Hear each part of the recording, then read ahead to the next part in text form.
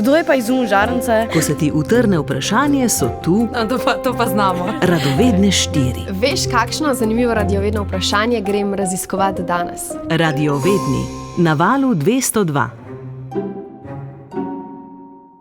Wow, danes je pa prav posebej lepa. Pa velika, a se ti ne zdi, da je večja kot včeraj?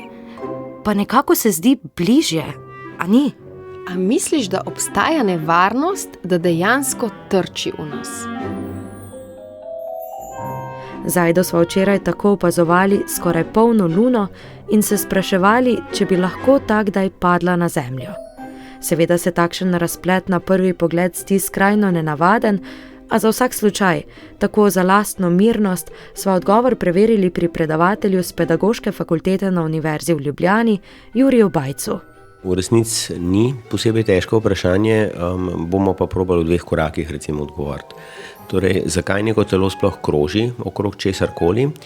Takrat mora biti rezultanta vseh sil, ki delujejo na to telo, usmerjena pač proti centru tega kroženja in to nekako, recimo v primeru, da imate nekaj na vrvici, pa vrtite, zagotavlja ta vrvica. Se pravi, sila v vrvici vleče telo ves čas proti središču kroženja in potem telo kroži.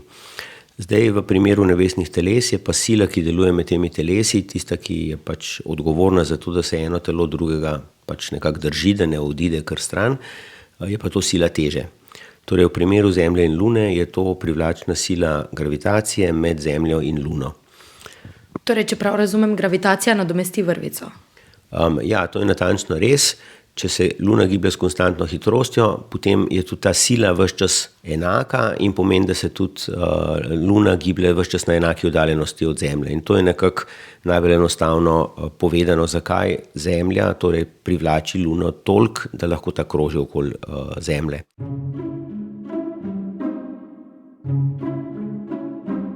Zanimalo me je še, ali je pri tem pomembno, kakšno maso ima telo, ki kroži okoli Zemlje.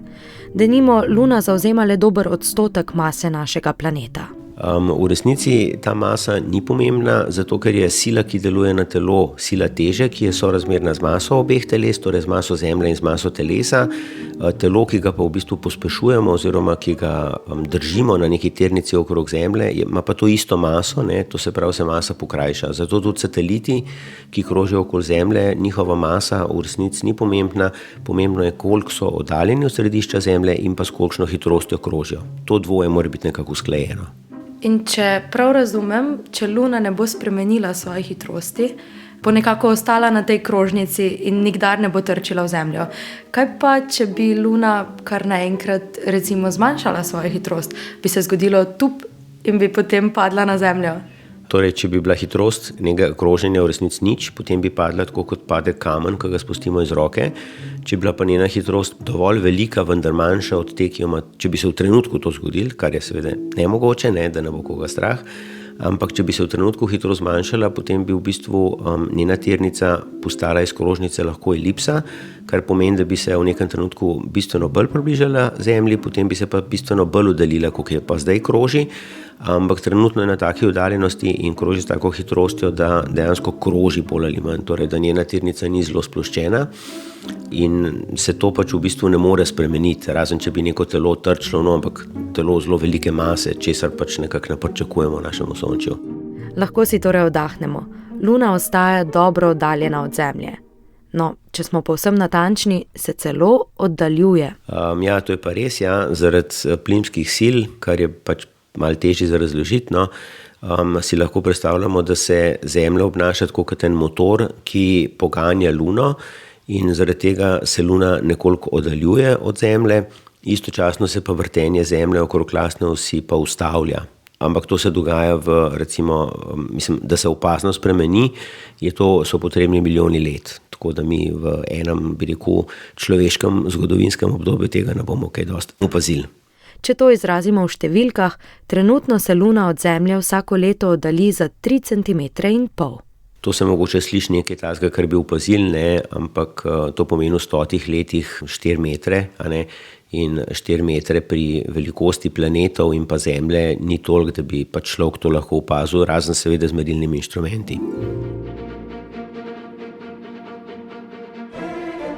Naš edini naravni satelit je vas, dragi poslušalci, zanimal že velikokrat. Na naši spletni strani lahko pobrskate med preteklimi epizodami in tam najdete odgovor na vprašanje, kako to, da lahko Luno vidimo tudi podnevi, ali pa zakaj Luna spreminja svojo barvo. Vsem novim epizodam pa boste še lažje sledili, če se naročite na naš podcast. V tem letu se slišimo še 2-krat, danes pa sem bila z vami Neža.